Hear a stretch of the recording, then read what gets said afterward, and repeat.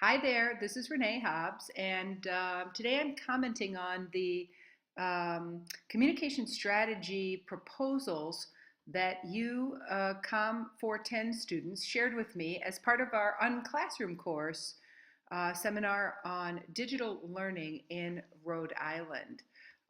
So today what I'm going to do is talk through the strategies that you shared with me, and I'm using a technique that is quite common in the workplace.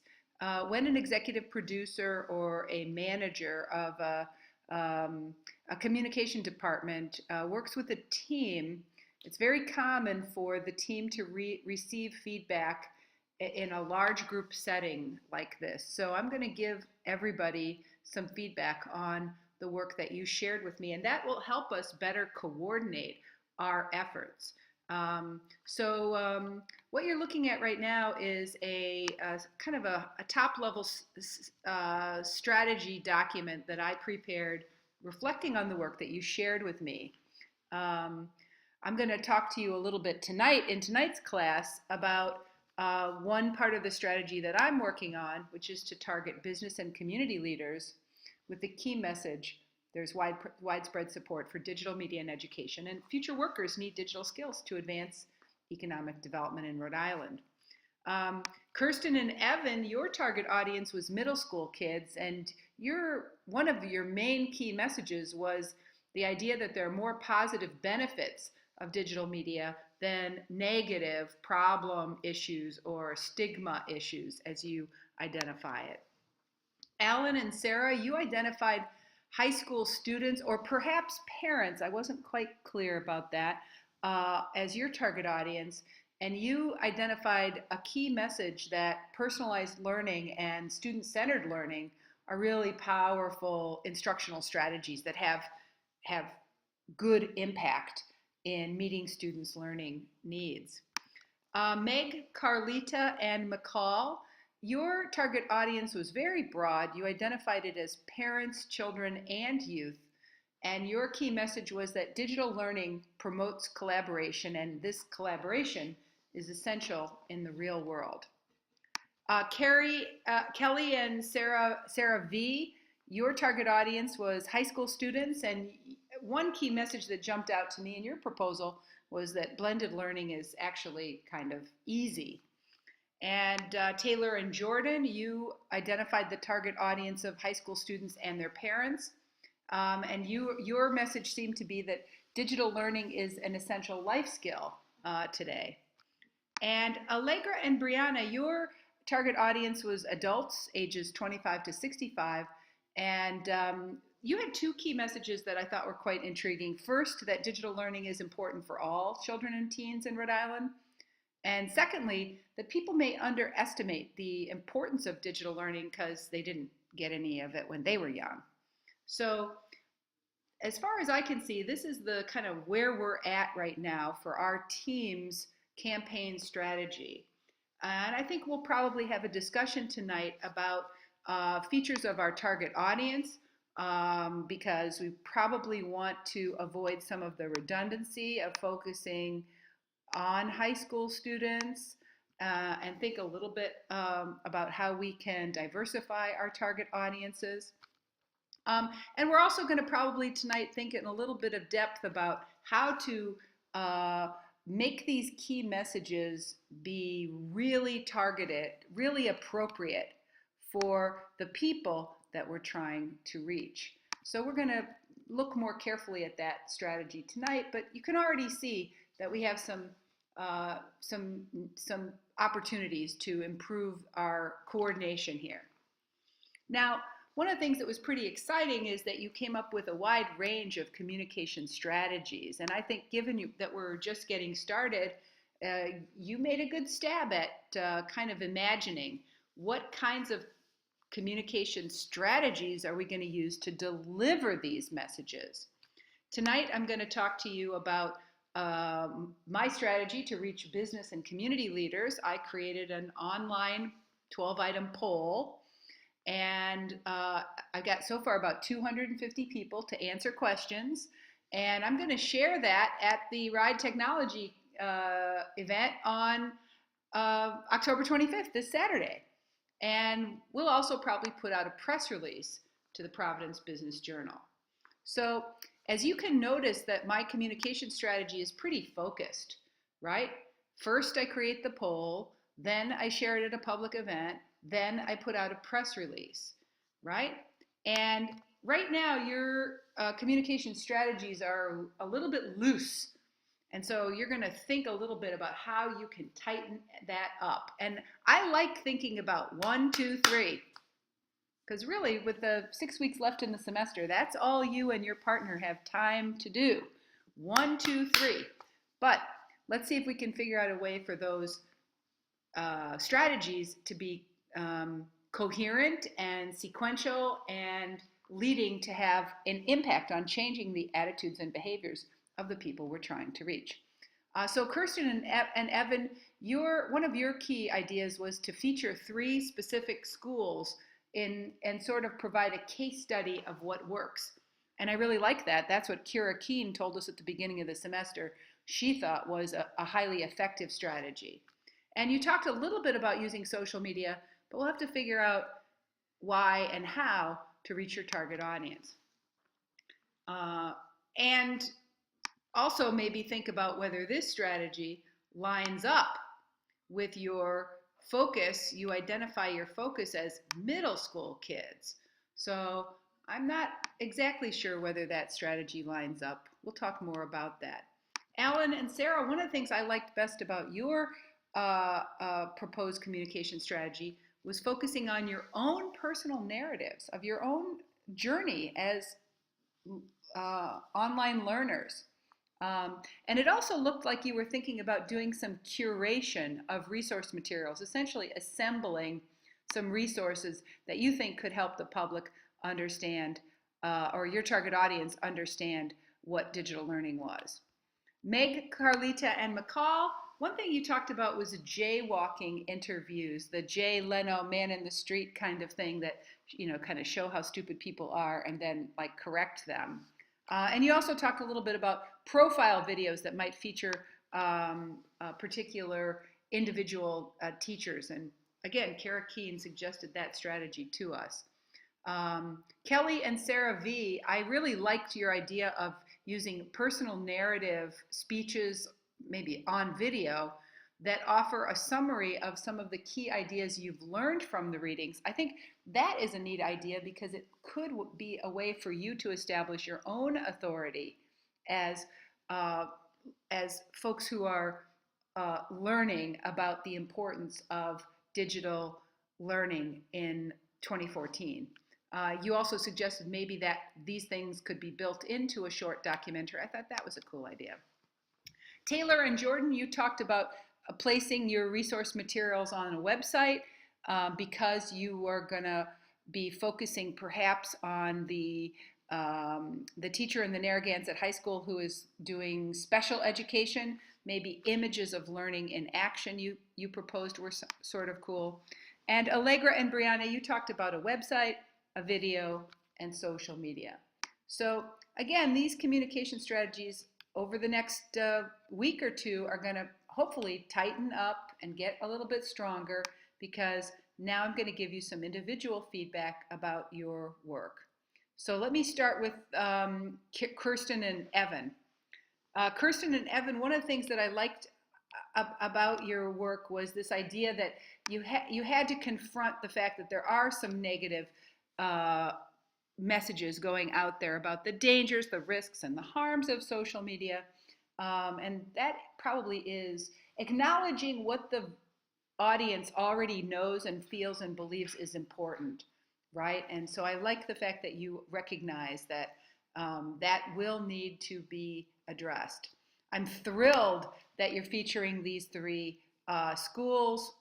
I wasn't quite sure how these mediums of communication could be learned, and I wasn't sure whether this reflects even your understanding of how to use those social media. Now, the elements, again, this is where I felt like this set of ideas seemed really disconnected from your identification of target audience. So I'm having trouble imagining your campaign because I'm not sure how these elements relate to this audience. So I'd like you to think more about that. But I am really intrigued about your idea of comparing the schools. I think that is an interesting idea for lots of reasons. People like either or comparison kind of experiences. That's kind of neat. And that's why I liked your idea about researching what types of learning is taking place within those schools, maybe thinking a little bit more about how Twitter and WordPress can be used with middle school students. Maybe that's a cool theme. Who knows? Anyway, so you've got some challenges to work on as you move forward. Sarah and Alan, you gave me two documents, and so you gave me a first draft document, and then you gave me a little more of a summary. Um, so I'm really intrigued about the idea that you might come up with a slogan. I think a slogan is very cool. Um, it looks like your shift has happened. You were thinking about parents, and now you're thinking about high school students. Um, and of the ideas you shared, I was most intrigued by this idea of comparing and contrasting student-centered learning and teacher-centered learning. That seemed to be really smart. And I liked this key messages too, that digital devices are no longer tools for distraction, but necessary tools for instruction. And that is interesting in terms of making a connection between how in high school you need to be prepared for what the expectations are at the college level, where you're going to need to learn more independently, where you're going to have to be self-motivated, and where nobody is going to spoon feed you. So I think that was a pretty cool message. So I like this idea that you're thinking about brand awareness for blended learning. That's, of course, exactly what we're doing. And then it looked to me like this first list was really a big brainstorm about possible resources that you might curate or use in some way. So that you need to think a little bit more about what's your 1, 2, 3 that you're going to try to deliver to advance or change or reinforce certain key ideas with your target audience. Meg, Carlita, and McCall, you sent me this email, and here's what I found to be useful of it. I am intrigued that you want to show how easy blended learning is. And I wonder actually if blended learning is easy. So I wasn't sure whether that was a key message or not. I think as we talk to educators on Saturday, October 25th, we'll see whether blended learning is easy or harder than current strategies for learning. I was really also intrigued about your idea of using something kind of humorous. The Jay Leno's jaywalking videos are kind of humorous. It's a little bit of a high risk, high return strategy because the humor comes from making fun of people's ignorance. And while that can be hilarious, that can also activate people's anxieties and make them angry.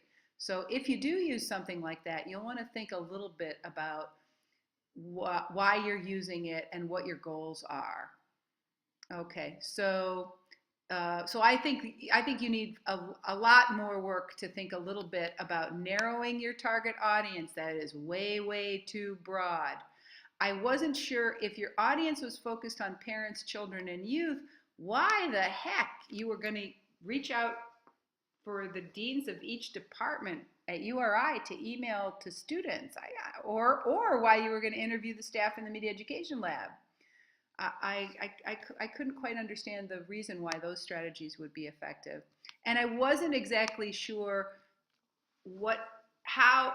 who you would be aiming to reach through your social media strategy. So, and what the key messages would be. So I think your team has some work to do here. Kelly and Sarah, you identified some really interesting objectives for your project. I was obviously most intrigued with the idea that through interviewing Rhode Island educators and students that you're going to get their opinions about blended learning. And I thought these two questions were just terrific. What would make digital learning within reach for all schools, and how will it change learning for the better, considering some of the pitfalls? That seems like something everyone wants to know about right now. So I think that those two questions have wide appeal to a whole lot of different audiences, including members of the public, including teachers and others. For that reason, I was kind of curious why your target audience was high school students. But I think maybe high school students might be the subjects of your video, but maybe not the target audience. Not so sure about that. But then again, maybe the target audience is high school students. So I want you to think a little bit more deeply about that. These questions do seem to be addressing teachers, school leaders, and adults. But some of these strategies do seem to be targeting younger audiences, maybe even the 12 to 25-year-olds. So I need you to think a little bit more about the relationship between your target audience and your key message, and then your communication strategies. I do think you've got something really powerful here with the idea of using your own expertise as a feature of the communication strategy. By interviewing Rhode Island educators and using their ideas and weaving them together into a powerful presentation, that could be neat, especially if you can show kids learning in schools. So good work, Kelly and Sarah. Another strong proposal came from Jordan and Taylor. You guys identified also high school students, and you recognize that high school students come in two bands or flavors, the younger ones and the older ones. You identified parents as a secondary audience, and I think that is okay to have a primary and secondary audience. That is quite common in communication campaigns. So your key messages were really that digital learning is a life skill, and that it allows students to work at their own pace in a more collaborative learning environment. I thought that was a great, strong message, and that seems to fit well with what we've been reading about from Howard Rheingold. I love the idea that you're featuring a special education teacher. I was a little bit, I think the idea of using a special education teacher allows you to address this students can achieve at their own pace and personalizing education. So I feel like your key message and your featured educators seems to be nicely lined up. Although I wasn't exactly sure why Mr. Seeger was included and how his key message will relate to these other messages. And you basically describe your medium of communication being used as a website with pictures and images and maybe some testimonial quotes. I think that's a fine idea. I think you might want to think a little bit about other ways that you can capture or visualize the work of these featured educators. That wasn't clear to me in your presentation. Okay, and then finally, Brianna and Allegra, you identified your project goal as reaching adults ages 25 to 65. And I loved the idea that you noted many of these folks may not really realize how important digital learning is, because when they were growing up, they didn't have any. And I think that is a really cool problem to solve, right? That is an existing attitude, right? I'm well educated and I never had it, so why do my kids need it? And the countering that message or neutralizing that message could be really important. And I especially like the idea that you're addressing this, the idea that all students need to have these skills, including kids from low income schools.